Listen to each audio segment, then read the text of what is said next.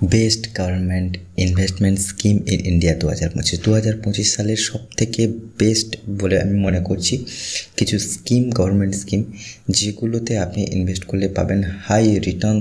দেখে আপনি অবাক হবেন। ঠিক আছে, তো বন্ধুরা, আজকের এই প্রতিবেদন বা এই ভিডিও শুধুমাত্র তাদের জন্য যারা নিজের পয়সা বা ইনকামের পয়সাটিকে সঠিকভাবে ব্যবহার করতে জানেন না। ঠিক আছে, সবাইকে স্বাগত জানাই আমাদের official YouTube channel WP job hunt. বন্ধুরা, আজকে আপনাদের জন্য এমন একটি ভিডিও নিয়ে চলে এসেছি যেখানে আপনারা জানতে পারবেন যে গভর্নমেন্টের যেই 4টি স্কিমের মাধ্যমে আপনারা যদি টাকা ইনভেস্ট করেন তাহলে আপনাদের টাকা বাড়বে এবং হাই এন্ড রিটার্ন দেবে। তো দেশ যতদিন টিকে থাকবে ততদিন আপনার টাকা বাড়বে, এটুকু আমি গ্যারেন্টি দিতে পারি।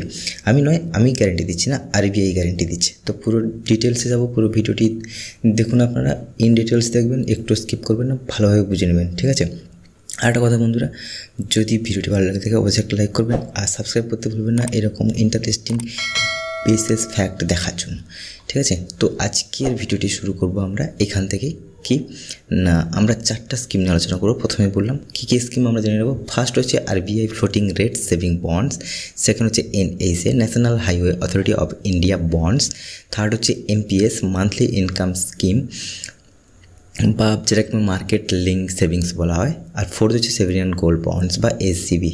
এই 4টি স্কিম নিয়ে আমি আলোচনা করব। ঠিক আছে, একটার পর একটা আলোচনা করতে থাকবো, তো ভালোভাবে বুঝে নেবেন, কারণ ইনভেস্টমেন্ট করার সময় আপনিই করবেন, আমি নয়। ঠিক আছে, শেষ পর্যন্ত পড়ুন বা শেষ পর্যন্ত দেখুন এই স্কিমের সুবিধা অসুবিধা, সুদের হার, বিনিয়োগের মেয়াদ এবং কার জন্য কোনটা উপযুক্ত, সব কিছু নিয়ে সহজ ভাষায় আমি আলোচনা করব বা ব্যাখ্যা করব। ঠিক আছে, তো প্রথম যেটা আছে RBI floating rate saving bonds. এটা কি? RBI বা রিজার্ভ ব্যাঙ্ক অফ ইন্ডিয়া সরাসরি এই বন্ড ইস্যু করে। এই বন্ড কিন্তু আপনি যেখান থেকে পাবেন না। ঠিক আছে, সরাসরি RBI থেকেই পাবেন। আচ্ছা, এর সব থেকে বড় সুবিধা হলো এটি সম্পূর্ণরূপে সরকারি গ্যারেন্টেড, তাই কোনো রকম ক্ষতির ভয় নেই। এই সুদের হার কীরকম দেয়?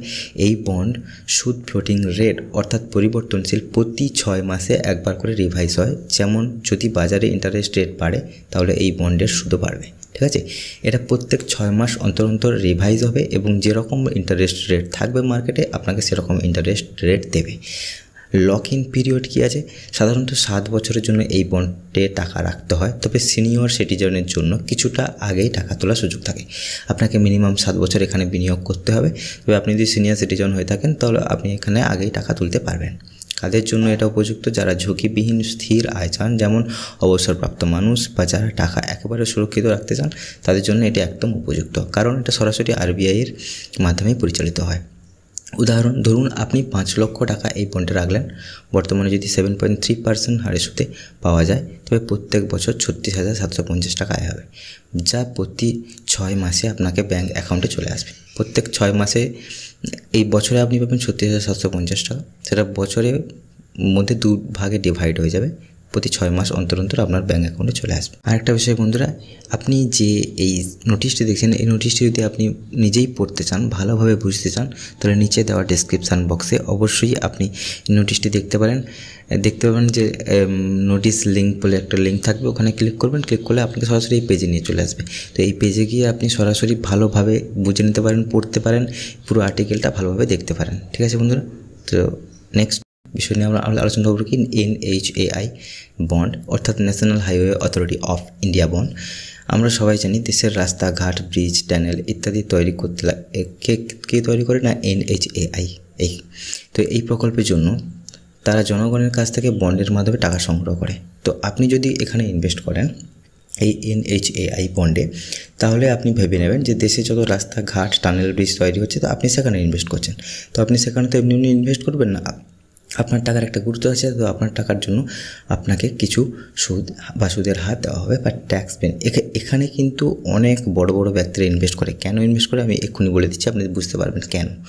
এখানে সুদের হার নির্দিষ্ট থাকে এবং বেশ ভালো রিটার্ন মেলে। সাধারণত 7 থেকে 8% পর্যন্ত সুদ দেওয়া হয় এখানে। ট্যাক্স বেনিফিটস বড় বড় ব্যক্তিরা আসে এইটার জন্য। ঠিক আছে, এই ট্যাক্স থেকে বাঁচার জন্য।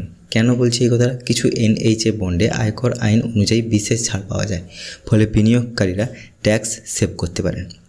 আপনি এখানে ইনভেস্ট করলে আপনার ট্যাক্স সেভ হবে।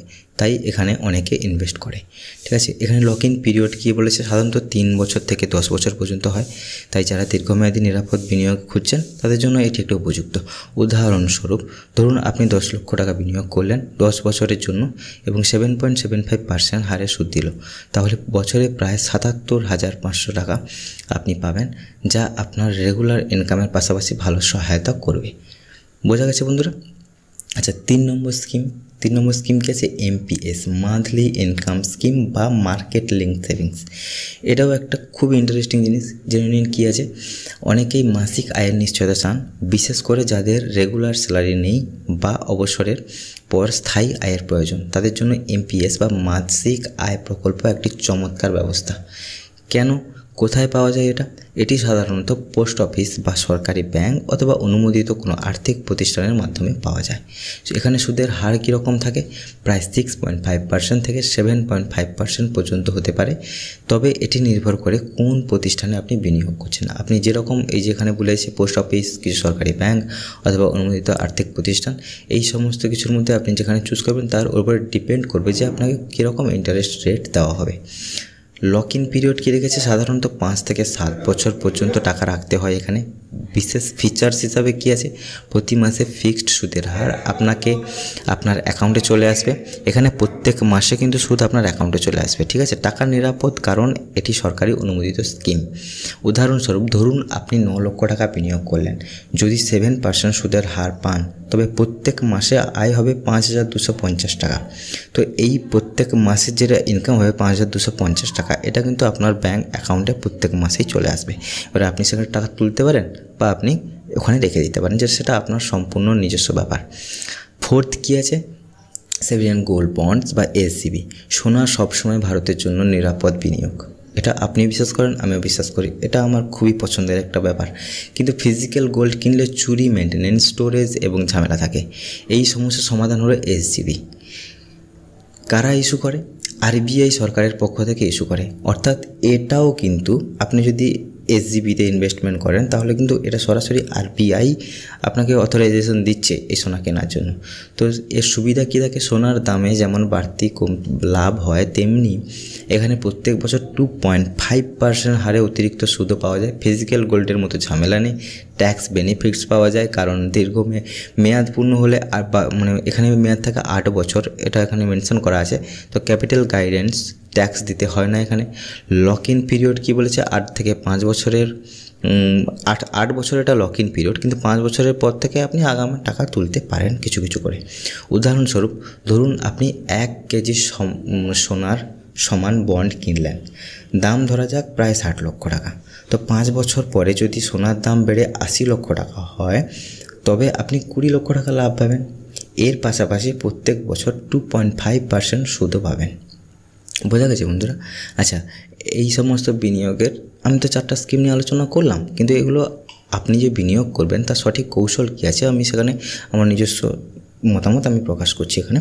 তো যে আপনারা বারবার বলছি আপনাদের বিনিয়োগ করার সময় দেখুন, বিনিয়োগ আপনারা করবেন, আমি নয়। তো আপনারা করার সময় অবশ্যই নিজস্ব মতামত বা নিজস্ব চিন্তাভাবনা দিয়ে ভেবে তারপরে করবেন। আচ্ছা, এখানে বিনিয়োগ করার যে সঠিক কৌশল কী মনে করি আমি, প্রশ্ন হলো এখানে যে 4টি স্কিমের মধ্যে কোনটিতে বিনিয়োগ করবেন আপনি। আমার সাজেশান হলো ডিভার্সিফাই করুন, অর্থাৎ সব ডিম এক ঝুড়িতে রাখবেন না।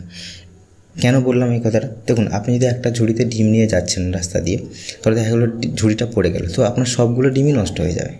তো আপনি যদি ওটাকে 4টা ডিমের এই যে যতগুলো ধরো আপনি 100টা ডিম নিয়ে যাচ্ছেন, ওটাকে 4টা ঝুড়িতে ভাগ করে দিয়েছেন। একটা ঝুড়িও যদি নষ্ট হয় তো আপনার আরও 3টে ঝুড়ি বেঁচে থাকবে, তো সেখানে আপনার লস হবে না। তো সেই জন্য বললাম ডিভার্সিফাই করুন। ঠিক আছে, নিরাপত্তার জন্য RBI বন্ডস কিনুন, দীর্ঘমেয়াদী ট্যাক্স সেভিংয়ের জন্য NHAI বন্ডস কিনুন, মাসিক আয়ের জন্য MPS এবং সোনার ইনফ্লুয়েন্সের বিরুদ্ধে সুরক্ষা পেতে SGB। এইভাবে মিশ্রণ করলে আপনার টাকা বৃদ্ধি পাবে এবং স্থিতিশীল হবে এবং রিস্কও একদম জিরো কাছাকাছি চলে আসবে। আচ্ছা, উপসংহার কী আছে বা কনক্লুশন কী আসা যায় বন্ধুরা? আজকের ভিডিওতে আমরা দেখলাম কিভাবে RBI ফ্লোটিং রেটস বা saving bonds, NHAI bonds, MPS scheme, sovereign gold bonds, এই 4টি স্কিমের বিনিয়োগ করে আপনি আপনার টাকা বাড়াবেন। এবারে সেটিকে একেবারে নিরাপদ রাখতে পারেন। মনে রাখবেন, বিনিয়োগ করার আগে অবশ্যই নিজের প্রয়োজন, আর্থিক লক্ষ্য ও সময়সীমা বিচার করে সিদ্ধান্ত নেবেন। ভিডিওটি ভালো লাগলে অবশ্যই বন্ধুরা লাইক করবেন, একটি শেয়ার করে দেবেন বন্ধুদের, আপনার যে পরিচিত আত্মীয় স্বজন তাদেরকে শেয়ার করে দেবেন, তাদের যদি কোনো কাজে লাগে। আর এরকম ভিডিও দেখতে আমাদের চ্যানেলটিকে সাবস্ক্রাইব করে রাখুন, পাশে থাকা বেল নোটিফিকেশান অন করতে বলবেন। ঠিক আছে বন্ধুরা, দেখা হচ্ছে পরবর্তী ভিডিও। ততক্ষণ সাবধানে থাকবেন, সুস্থ থাকবেন, বাড়ি সবার খেয়াল রাখবেন। জয় হিন্দ, জয় ভারত।